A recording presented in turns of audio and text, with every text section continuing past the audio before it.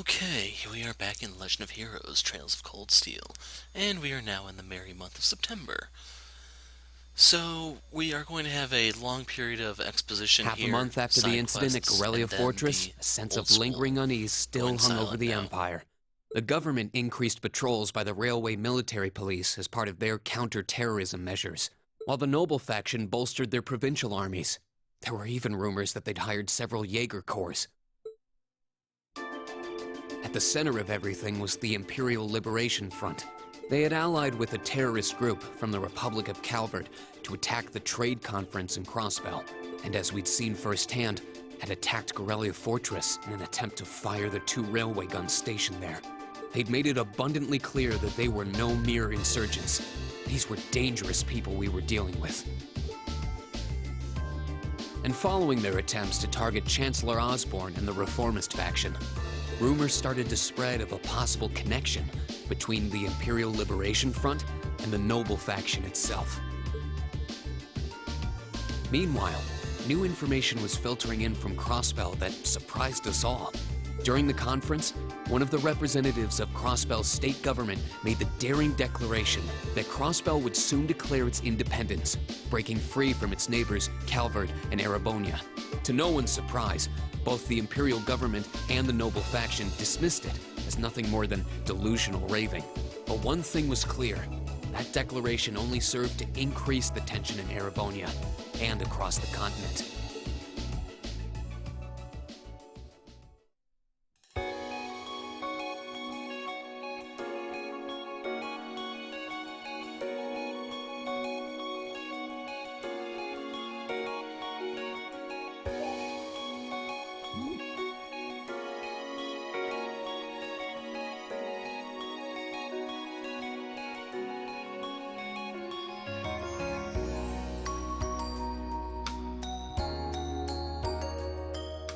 On a cool, clear autumn day, the Academy's prestigious board of directors gathered for their first meeting of the year.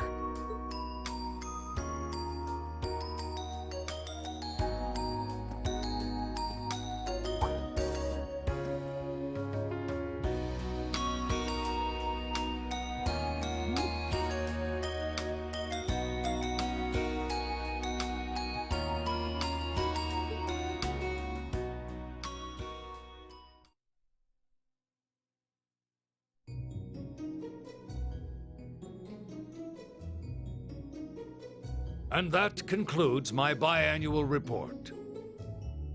Good, good. It seems the Academy is running like a well-oiled machine. No administrative issues to speak of. Student performance is sitting comfortably above the national average on exams and on general aptitude tests, too. The second-year students seem to be having a banner year as well. The Student Council president, in particular, has built up an outstanding array of extracurricular achievements.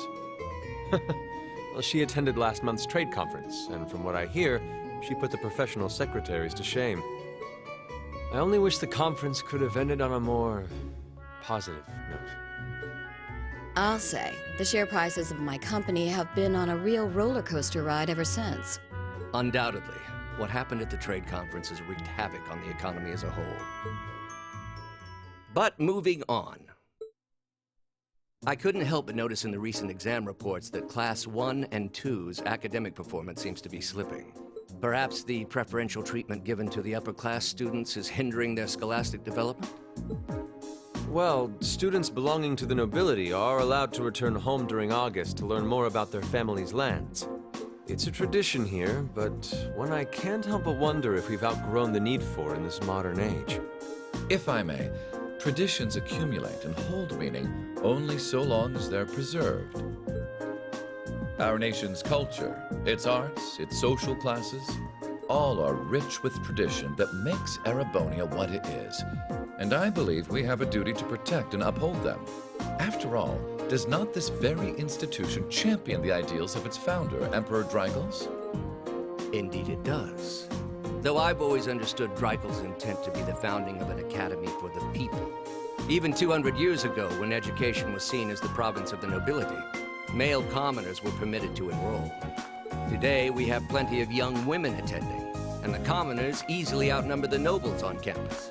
Perhaps it's time we started taking strides to realize Emperor Dreigel's true ideal. You seem to be laboring under a few misconceptions here. Commoners were permitted to attend, but only as retainers. Retainers served knights, who served lords, who served the emperor. That's the way the Erebonian society functioned. From that vantage, the structure of the academy in its earlier days certainly seems to have embodied that social order. And if that's so, what is there to suggest that it's not the social order itself that has become the aberration? Well, For one, if that were the case, it would be far easier for me to see my views put into practice. But I can hardly get a word in edgewise between you two. Well, I'd certainly enjoy a return to the way things were in Dreigel's time, at least in that particular respect. Our apologies, Your Highness. well, our role here is to consider your views and work toward implementing them. See what I mean? Would you be so kind as to help me out here, Principal? I'm here to moderate this board. It wouldn't do for me to express my position on the issues at hand. That said, I'm sure your passion for reform will triumph in the end, Your Highness. I suppose I should have known better than to look to my old teacher for sympathy. It warms my heart to see such a fine teacher-student relationship. Now, if I may, I'd like to steer this discussion toward a rather timely topic. We've already touched on the issues regarding the Orbal Net and the Orbal Staves, but I'd like to stress again that the adoption of new security measures for the Orbal Net should be a top priority. Well, I'm certainly inclined to agree. But we'll have to rely on the Foundation directly, as things are looking a little shaky with the IBC. You can leave that to me. The other matter I'd like to review is the use of the Orbal Staves and the Arcus units. Or more specifically, we need to talk about how Class 7 should operate from here on out. Setting aside the fact that my daughter is a member of Class 7, I think we need to reconsider how the class should be run, in light of what happened at Corellia Fortress. While it certainly proved an excellent chance to see what the Arcus units are capable of, I have serious doubts about whether we should carry on with these field studies, given the current political climate. It would be difficult to do so, I admit. With the terrorists at large and the problems in Crossbell unresolved, these are uncertain times. At the very least, I believe it may be in the class's best interest to cancel this month's field study. We could always resume them once the terrorists have been arrested and the situation in Crossbell calms down.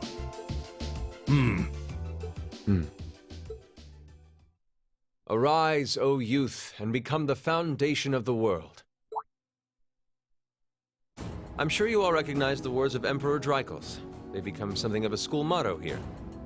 It's my belief that Class 7's actions at Corellia Fortress perfectly embody the spirit of that directive. They stood together to stop a tragedy in the making and, in a sense, protected the foundation of our world. No one ordered them to do it. They took action of their own free will, because they knew in their hearts what was right. Some might call it recklessness. Some may think it rash. Some may even venture to call it hubris. However, as chairman of this academy, I'm incredibly proud of what the brave young men and women of Class 7 achieved. Your Highness. Troubled times may lay in store for Erebonia, and for the entire continent in the months and years to come. But I believe that makes something like Class 7's field studies all the more significant. The experiences they're having now will help them find the strength and the means to press on through adversity. I can't be the only one who feels this way, can I? They do seem to be showing remarkable growth. That much is true. Although I have no idea how much my daughter is really capable of, immature as she is. I could say the same of my hothead of a son. I do wonder about my brother sometimes. However, it does seem that enrolling at this academy has helped him start breaking out of his shell.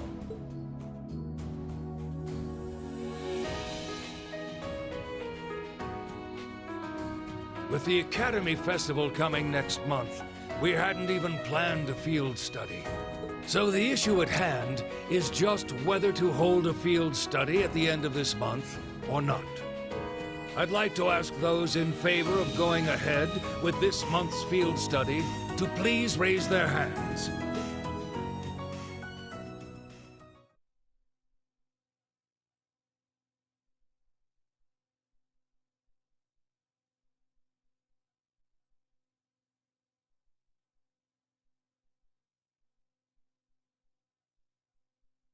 All right, I'd like to begin by taking everyone's ideas for our class's part in the school festival.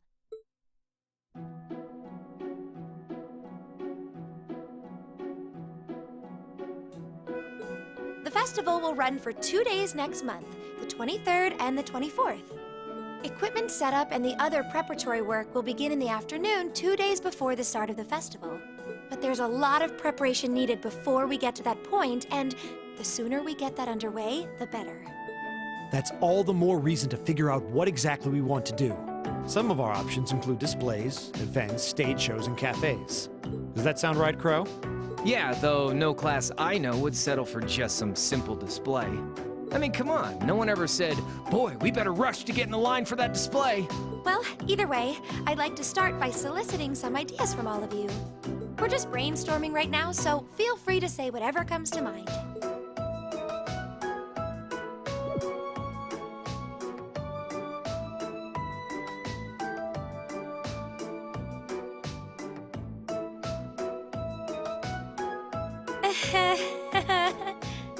Would it kill you all to give just a teensy bit of cooperation? It's kind of hard to focus right now. You're one to talk, standing up there with your nervous fidgeting. Well, I can't say I'm surprised. The board of directors is in session as we speak, deciding what will happen to our class. And those of us with family members who sit on that board probably have even more cause for concern.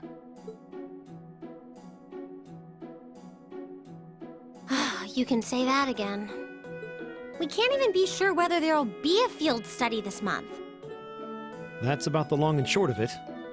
With everything that happened during last month's field study, it honestly wouldn't surprise me if they just canceled it. I can't say I have any particular feelings of attachment to our field studies, but I refuse to accept needless changes to our curriculum, especially with my brother involved in the decision-making process. Yeah, I can see what you mean. Makes sense to me. We also have to account for the fact that going on our field study means that much less time to prepare for the festival. So, as you can see, it presents a bit of a problem. Man, look at you guys taking this all seriously. I probably should have asked a little earlier, but what's this festival you guys keep talking about? Wait, seriously? Oh, I'm sorry. I should have gone over that for your benefit.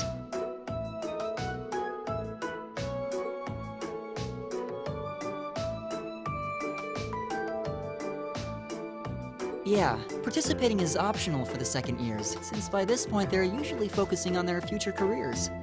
Oh, and each of the clubs generally get involved too. Huh, that sounds fun. In that case, we have to do something.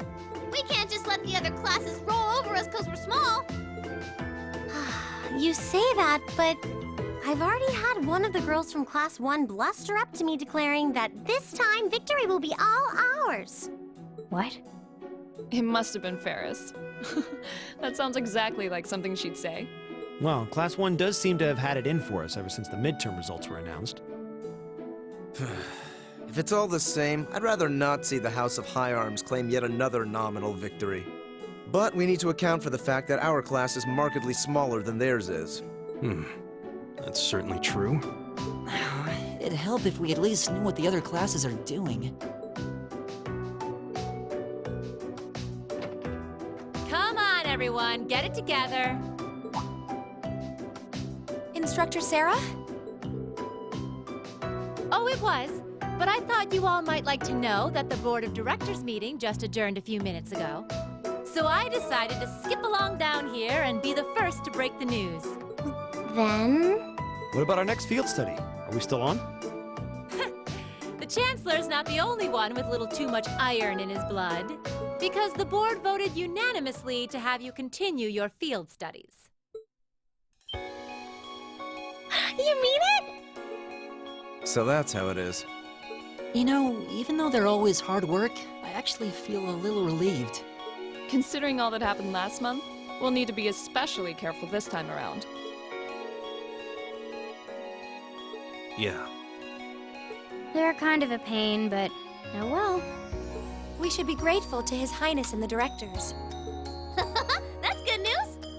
Seeing the hard road and the easy road, then picking the hard one anyway. That's youth for you. It also sounded like His Highness and the directors will be taking off in pretty short order. So I'll let you guys out of study hall early to go see them if you want. Oh, If you say so. I think I'll take you up on that.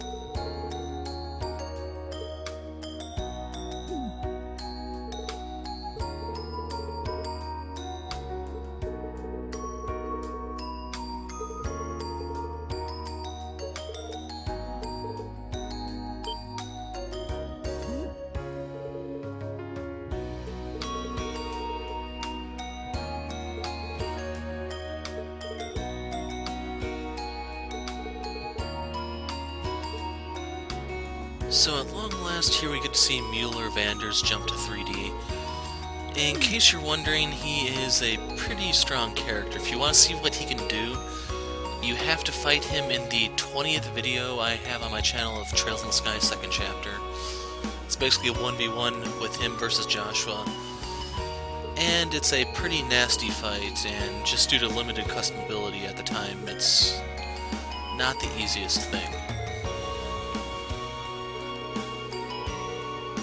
So if you remember the last names, he's related to Zex. They'll go into detail in a moment. Oh, right there with the uncle comment.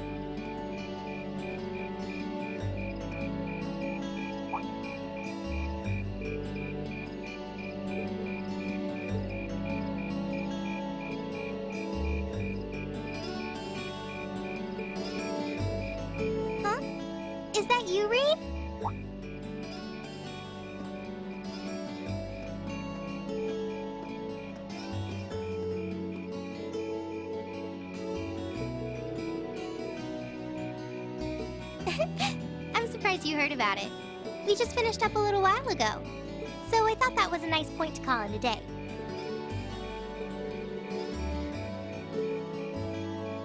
Yep, we've still got a lot we need to nail down before next month to keep the preparations running smoothly. There's enough to discuss that we're actually meeting again tomorrow.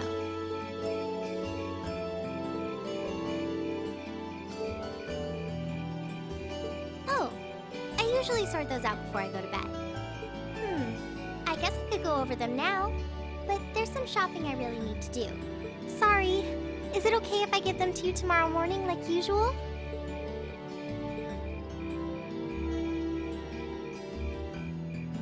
Rean, there's something I want to tell you, and I'm sorry it's taken me so long to say it, but I want you and everyone from Class 7 to know how grateful I am for what you did at Corellia Fortress.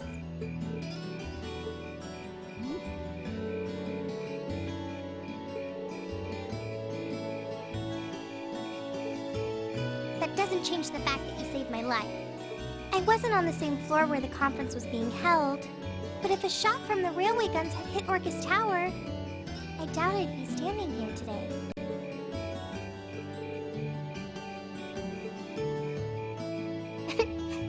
Thanks. Anyway, I feel like I'm just kind of babbling on and repeating myself now, so I'll stop myself here.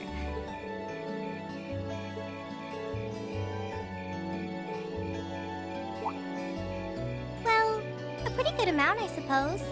Oh, and I just remembered I need to pick up that stuff at the bookstore, too.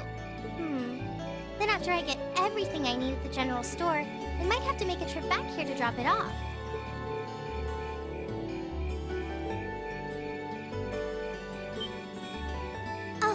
Oh no, there's no way I could drag you along on all my errands. I mean, sure, it'd be a big help, but I just feel so bad asking you to do it. Ugh, that makes it sound like deep down I secretly want you to come, and that's not...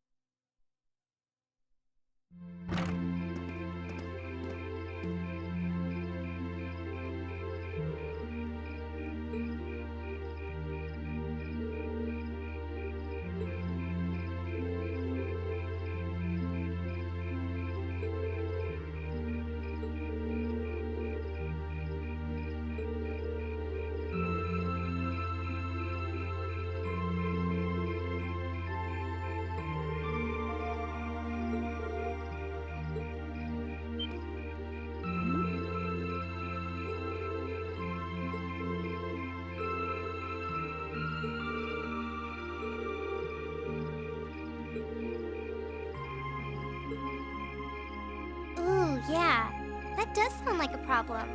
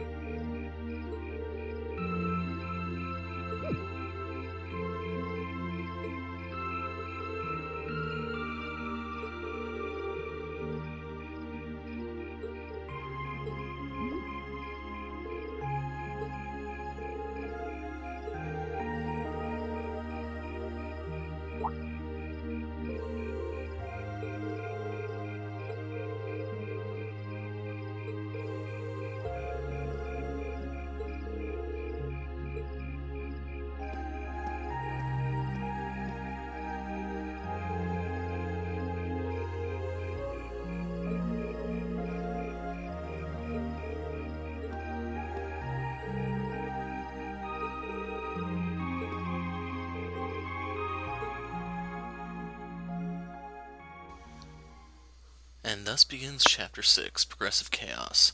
I know what you're thinking, two terms frequently used to describe me, usually in conjunction with one another, ironically.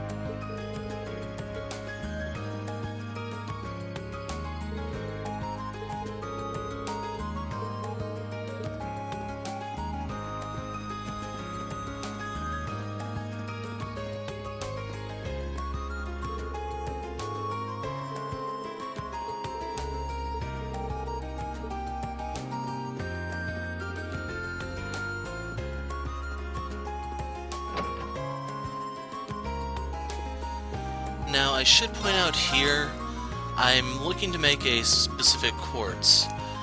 And in case you're wondering, you can get this. I want the Chaos Quartz, in case you're wondering. You can get this as a reward for a side quest in this chapter. It's just, that's at the end of the day, and I kind of wanted it for a fight that's coming up really soon. So in case you're wondering why I'm going through the hassle, that's why. The Seraphic Ring will come in handy many, many times, so I'm grabbing that right now. Since it's a space element, it can fit into a few of the annoying orbits, and therefore it's overall very, very valuable in my opinion. Nice clutch heal.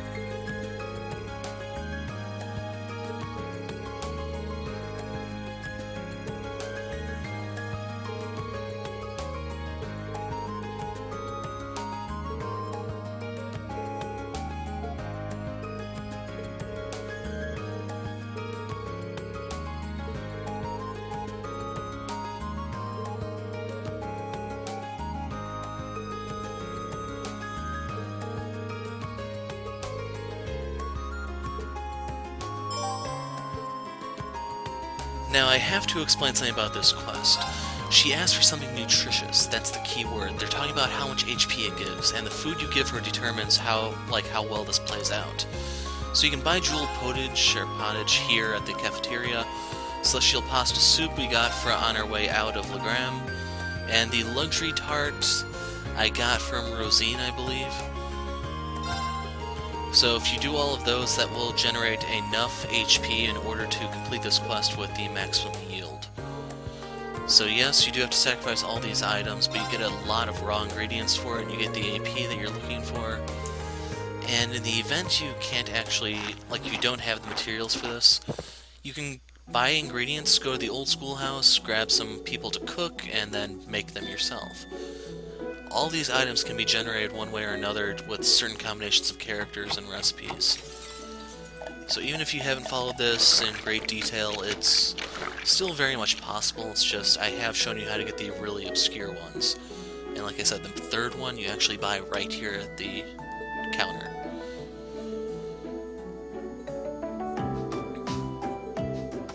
Right. Anyway, I'm going to leave Rain here and move on with it. So I'll see you there.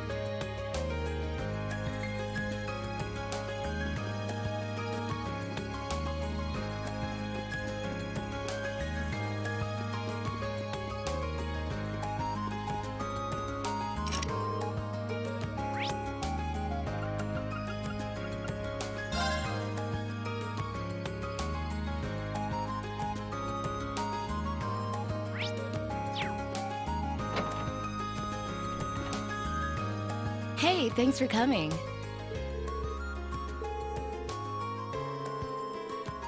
Yeah, this one's a personal favor. Anyway, I hate beating around the bush, so let me get to the point. Will you spar with me?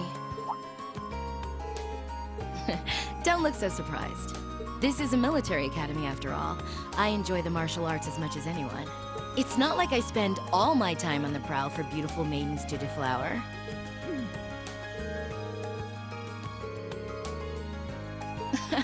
You're overthinking it. It's just that it's been a while since I got any good exercise. No need to make a big deal out of it. Just think of it as a fun way to kill some time. So, you in?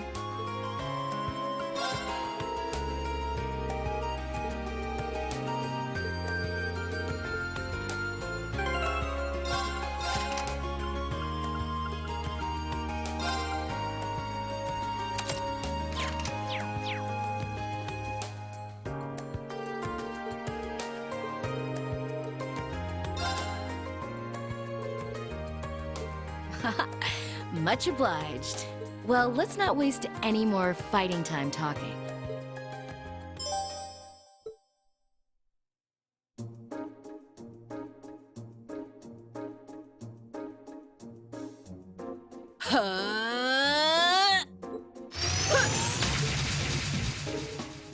Don't think of holding back on me now. Though I'm a bit rusty, so I don't know how much of a fight I'll put up.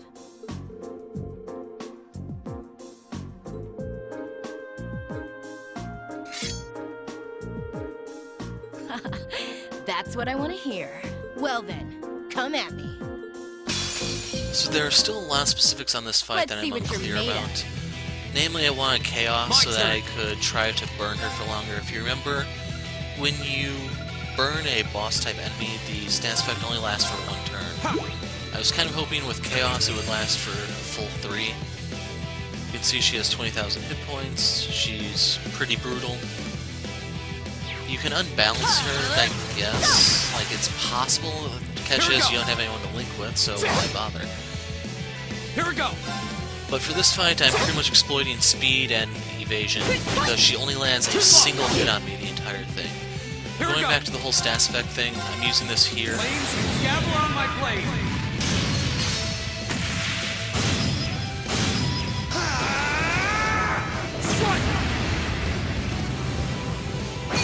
Using that with the intention to try to burn her and then have the burn linger. But from what I've noticed trying to experiment with everything, here we go. it doesn't seem to work on bosses. I don't know if that's intended to just work for like certain extermination or random mobs or what. You can see even the speed has timed out. So I have no idea what to make of it. Anyway, right there she boosted her defenses, so I'm switching over to magic. This will allow me to potentially feint her, I guess, but still keep up the DPS. And the reason I'm using Soul Blur is just because it has such a brief delay in casting.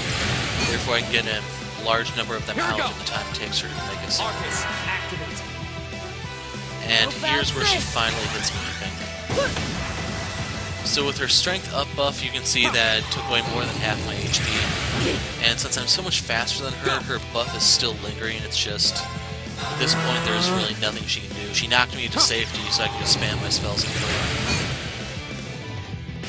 So you have to beat her to get the best reward. She's going to give you a really, really good quartz. So if you're wondering, is this really worth it? The answer is yeah, it is. It's especially handy because for the next chapter we're going to have Fie, and this is one of the things that turns Fie into a killing machine.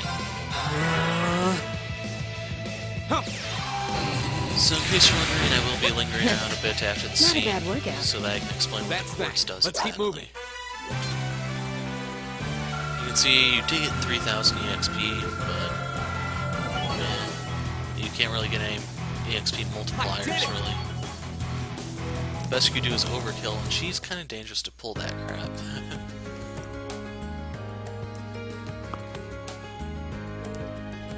Yeah, that splice stands out a bit.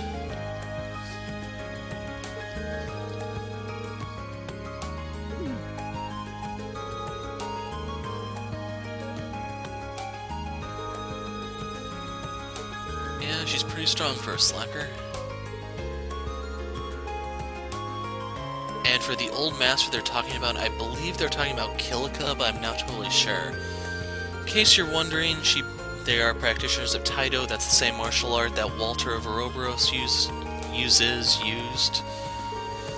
It's what Zane Vathek, the A-rank bracer, uses, and Kilika as well. She is the Bracer Guild desk clerk in Zeiss, I think it was. So I'm not totally sure on that, but that's my primary suspect, because after her father's death she did some wandering, and it may make sense for her to have trained Angelica. But in the event we get to play as Angelica, I have to wonder if she shares some of Zane's moves, because his left some things to be desired in Sky. The only nice thing is that ridiculous buff he had to just shred certain bosses.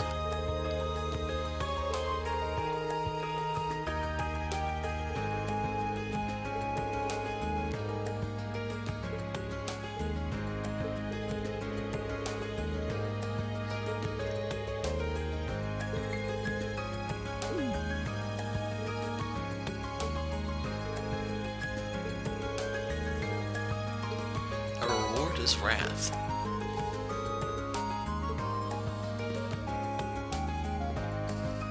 So in case you're wondering, the best way to use Fie, pretty much hands down, is to turn her into a dodge tank unit.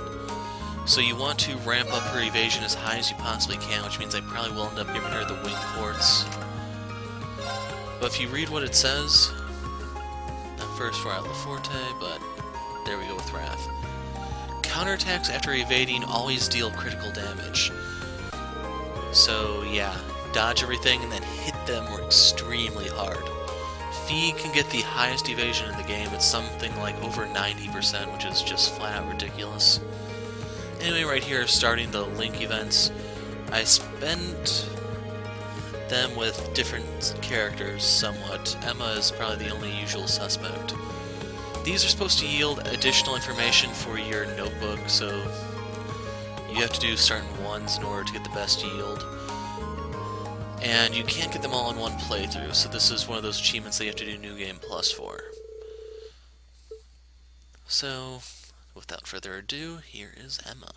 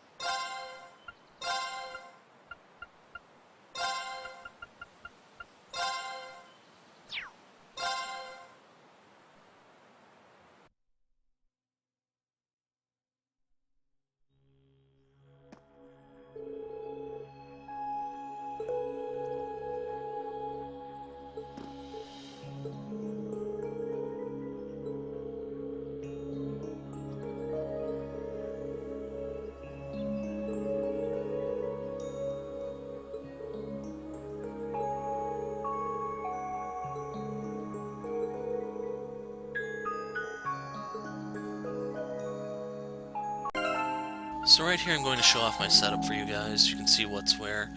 I am taking Machias with me while traversing the dungeon because he's probably the single best character at shredding mobs.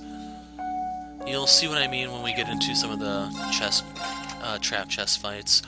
But here I changed him over from caster mode into physical attacker, as you see here. He pretty much doesn't really have anything for spells, but he's meant to hit hard. And while his single target damage really isn't up to stuff, the key thing is that he's AoE, so while he may not necessarily execute the enemy, he will set them up for a follow-up from either Elliot, Laura, or even Reed. So I'll start talking to you guys when we hit the trap chests. There are 2 to be found, and then 1 boss fight. See you there.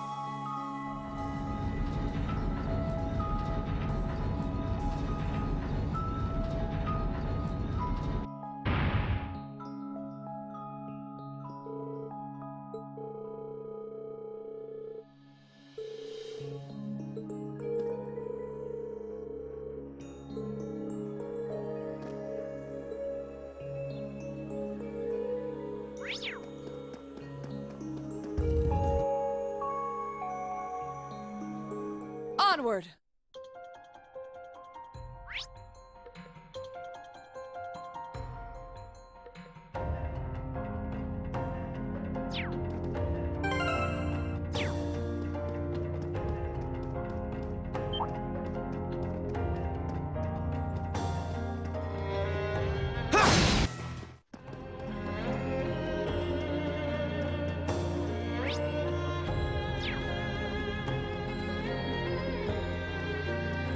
Oh, what a nice-looking treasure chest.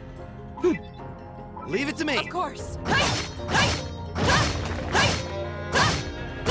Machias and Laura can break those in case you're wondering. I'll show Machias doing it later. But off-colored chest means trap. Enemies ahead! You can see we have a mob of 8 enemies here. So you can either use Arc Slash or Gale. The advantage to Gale is you can hit 5 instead of 4, but it's entirely up to you, your preference, CP, strategies, there's a lot of ways you can go. Pretty much the same thing applies to Laura using Brilliance Veil, United, pulling a lot of enemies. The thing is, it seems like they get sent back to their original position, which means it's not too helpful at CCing the mobs. So right here I'm going to use Blue Lullaby. We'll hit the 3 ghosts. Okay, I went for these guys. Now I know Elliot is not going to really do a lot of damage, so that's why I chose the lesser group, and then I can have Machias try to pick these things off. They are weak to Pierce, as you can see right there, and I probably should have actually just burst them down, but it doesn't really matter. 1 goes down, Deadly Cry is used. I don't know if this is like the Ghost in the Castle, where they just status bomb you. But right now, I don't exactly have a big feel for the enemies, but I am set up, as you can see. Elliot is more than happy to follow up with a auto tier, so Laura's still relatively healthy. Go ahead and use Autumn Leaf Cutter to repeat the spell. And then the summons. My turn. So I just shanked the guy. That's it. Unfortunately, I didn't know about that laser attack, which did complicate things a bit. Now, since Machias shines with AoE, that's why I'm having him use the Petrify Shell. It didn't kill them, but it does set them up for overkills. So I can go ahead and use another Blue Lullaby. I'm kind of curious if you guys mind the animations, since I don't show them or the fights that often. I hope you don't really care. We'll cut our own path. But just like that, we're done. We get a 1.8 EXP modifier. You can see the EXP distributions. No real big reward here, but Making progress. as for the chest reward, we have Juggler. Now, if you notice, that's a Master Quartz. So I am contemplating putting that on Reen. It's either giving him that or Cypher from Crow. The key thing is your attacks and crafts can inflict status abnormalities. Now by this I believe they mean poison, burn, and the like. Because if you look at Crow's, that is debuffs, I believe. I'll scroll up to Cypher in a moment. I'm also looking at the spells that it offers.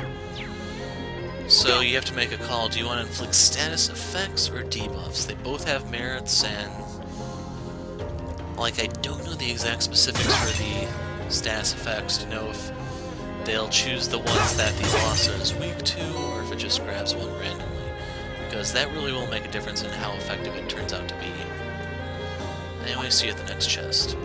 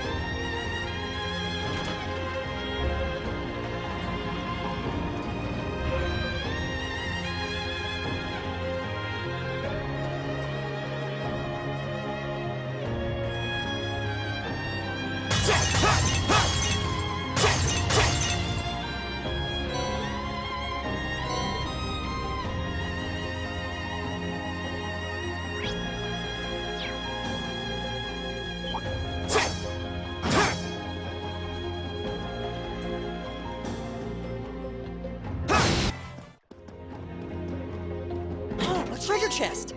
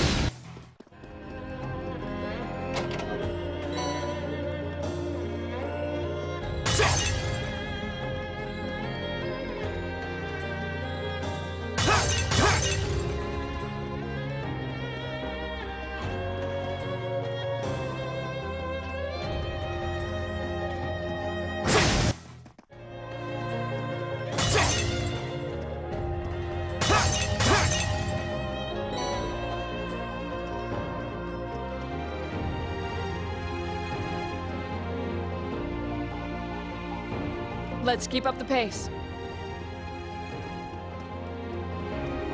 Ooh, this looks like a good spot.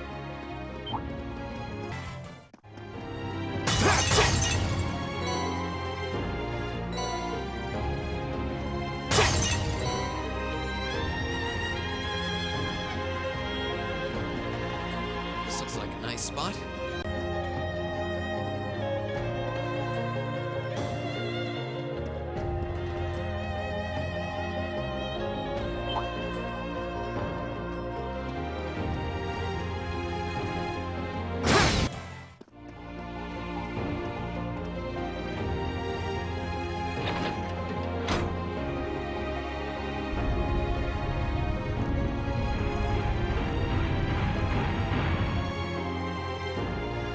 My turn!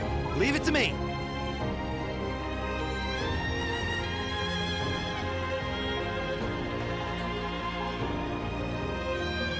Eat that!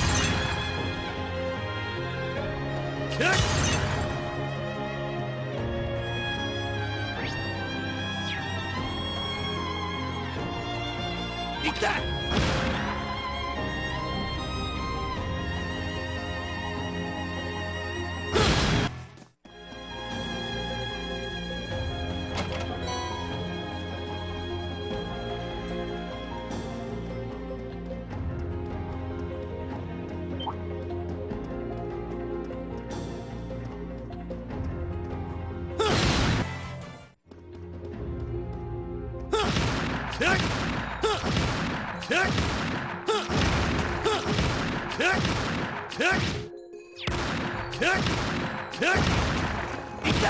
Eat that! Eat that! Eat that! Eat that!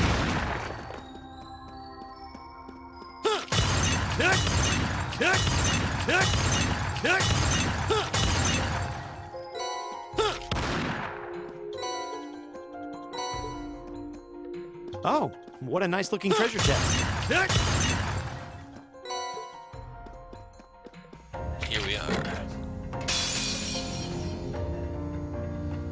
Enemy So you can see that's not really anything different from last time. Here we go! Except I think this time they are spaced out far enough apart to where you can really justify arc slash, since it will delay them and everything. There's only 4, you'd say 5 CP. Doesn't matter in the grand scheme, I think. But right here I am moving Machias' targeting reticle around to try to figure out, can I hit 5? But I believe his actually is the exact same size as Gale. So, whatever Reen can do, Machias can match, but neither one can surpass the other. Walk it away! Of course.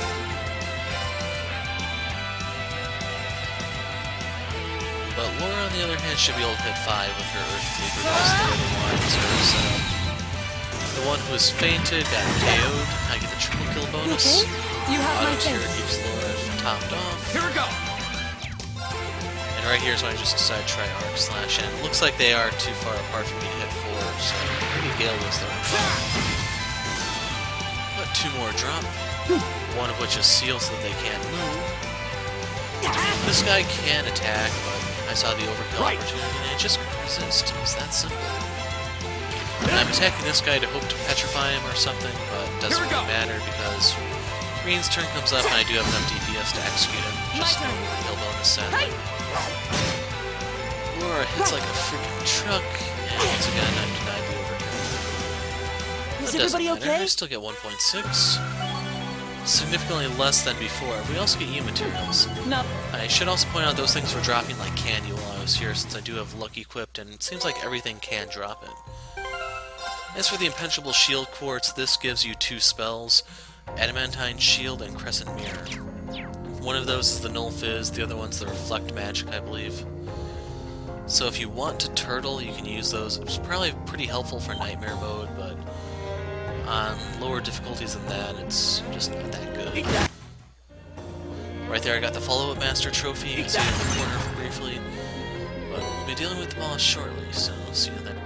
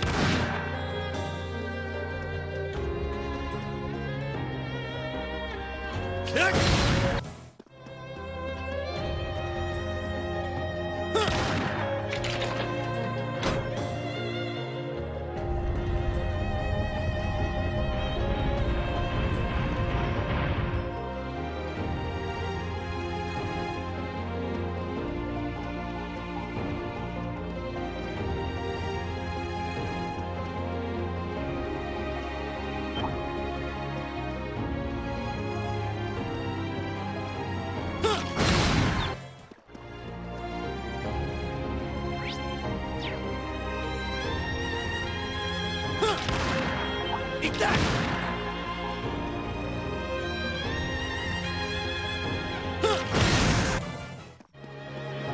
Oh, that's a beautiful looking treasure chest. Eat that!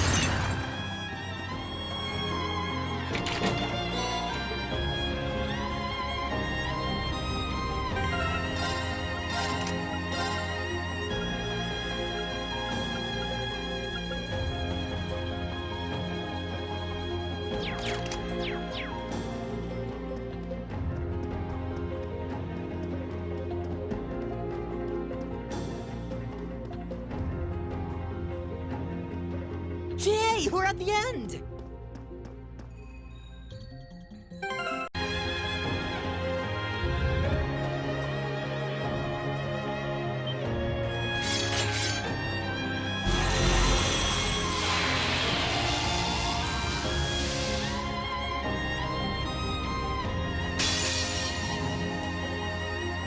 So this time it's only 2. This looks tough. And Careful! all things considered, these guys are relatively my turn. easy compared to everything we've been put through up to this point.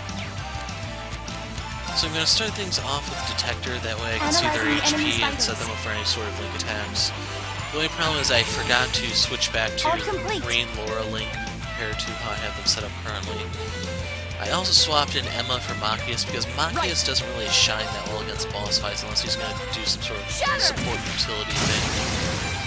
Meanwhile, Laura is just an all-around wrecking. Got it! So with our unbalance, we can go ahead and do the link attack. You can see how much of a number my team can pull on. One of the things is sealed, so it can't cast. Problem remedied. It's just at this point I didn't know, am I supposed to be aiming to seal them so they can't cast, or do I want to mute them so that they can't cast and seal them so they can't do physical attacks? My turn! You can see I got kind of lucky there with the dodge, but they attack in a linear pattern. So just take that into account while plotting your moves, and you can move on ahead. Oh no, you don't! Bars, stuff like that.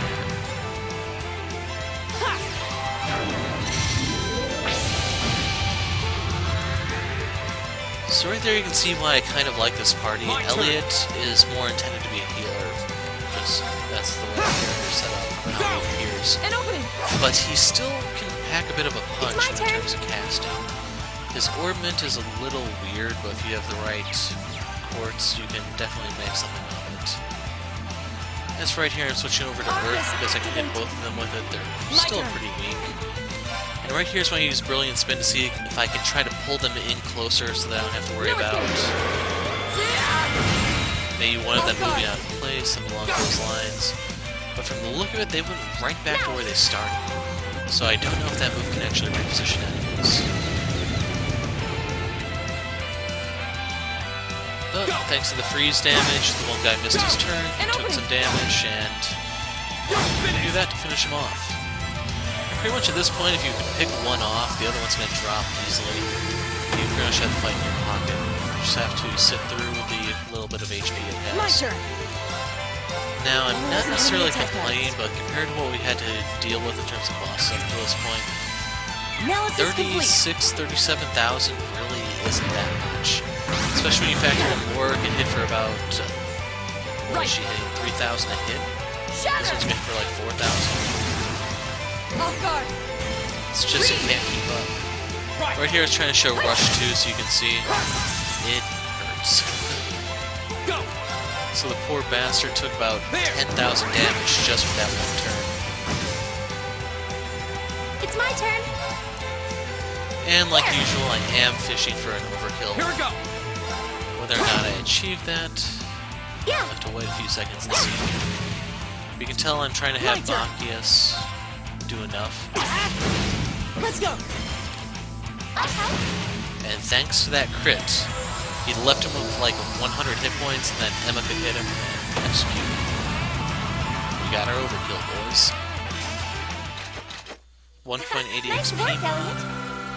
You too, Steph, buddy. Really nice payout. 5 to 6,000. Well, it's closer to 7,000 in some cases.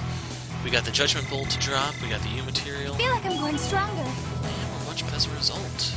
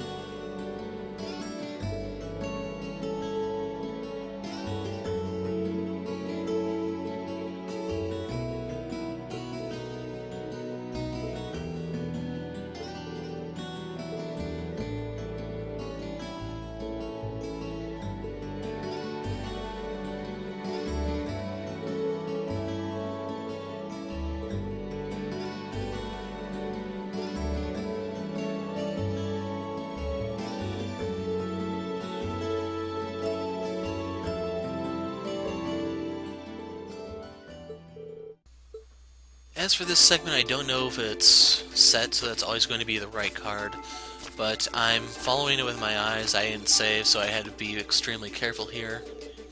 And all things considered, he didn't really do anything fancy, so easy card to follow. Just choose the one on the right. There we go. Like I said, I don't know if that changes from game to game. It very well could. And if you're wondering, your reward for this quest is the Chaos Quartz, which can come in handy. Doesn't hurt to have two.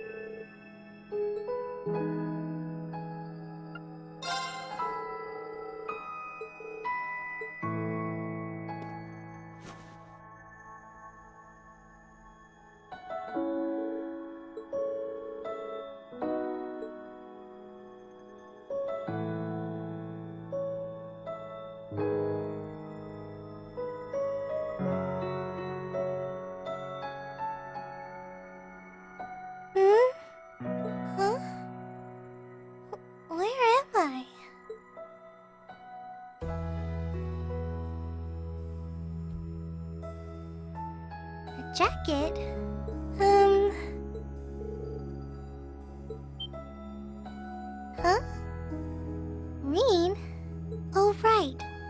came here after the conference was over. So this jacket is...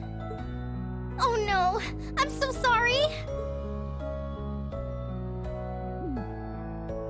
I can't believe I fell asleep after asking you to come all the way here.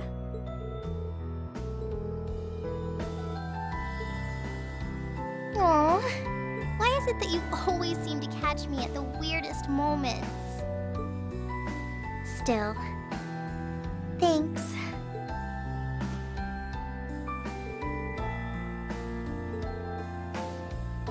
No, of course not. It felt really nice and warm. But anyway, that's not the point. Now, listen here, Reen. I mean, lending me your jacket was very sweet and gentlemanly of you, and I'm kind of happy you did. But it's not very gentlemanly to sit and stare at a girl when she's sleeping, you know.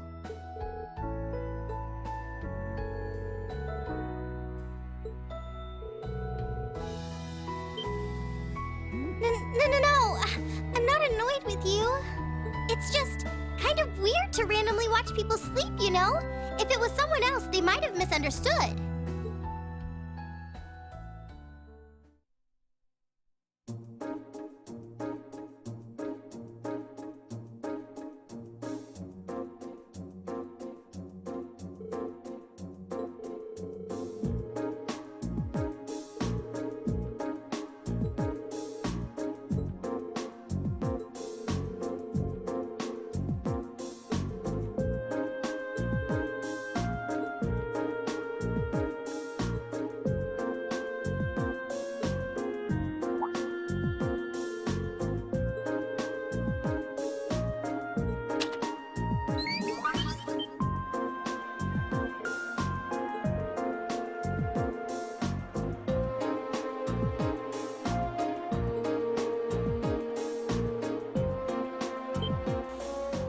I kind of have to wonder what kind of punishments we're giving out for those costumes.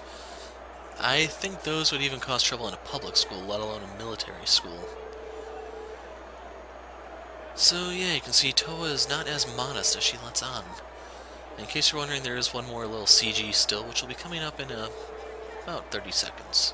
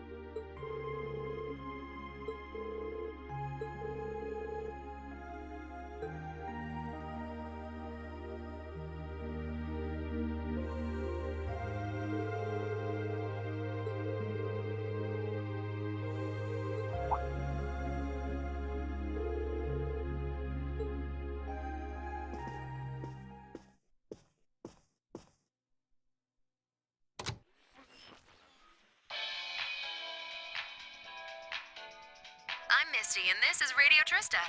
It's 9 p.m. on the 19th of the 9th month.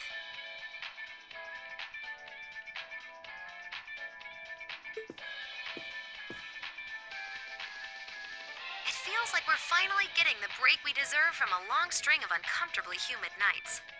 That's right, fall is finally here, and it's brought its cool night breezes and gentle chirping of insects with it. Along with that respite, Erebonians everywhere are turning to their true autumn passions, food and sports. What do all of you out there look forward to when you realize fall's almost here? For me, it's definitely the food. The crops come into season, ready for the harvest. I can only imagine how much work it has to be for all those farmers. But I can't wait for my first roasted chestnuts of the season. It's just about time for those to start popping up too. Sure, I'll never turn down a Marron Glacé or a Mont Blanc, but roasted is the way chestnuts were meant to be. That soft, melt-in-your-mouth taste, that sweet fragrance, simply irresistible. Whoops! The director's over there giving me the stink eye. Someone hasn't eaten dinner yet, I'll bet. Anyway, fall is also known for being a season for the arts. One of the Empire's most popular cultural institutions is the opera, and no one does opera like Heimdall's famous opera house. But as far as music goes, I'm a sucker for the classics. I still sing along whenever I hear The Whereabouts of Light. I stare in disbelief as you fade away, like a dimming star beneath the coming day. Whoa there, almost felt like I was in my shower back home. Speaking of music, some fresh new genres have been gaining popularity lately, both at home and abroad.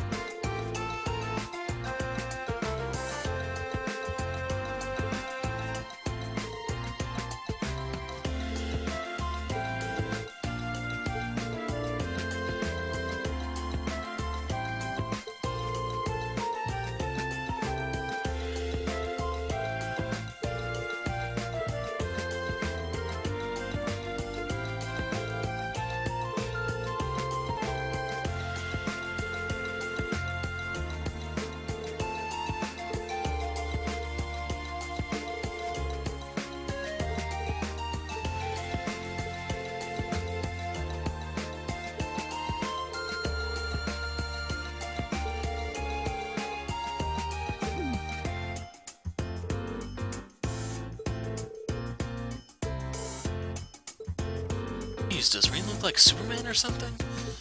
But anyway, that's it for now. I'll see you guys next time with the practical exam, and we'll be starting our field study then. So, I'm the Hero of Light, thanks for watching, and goodbye.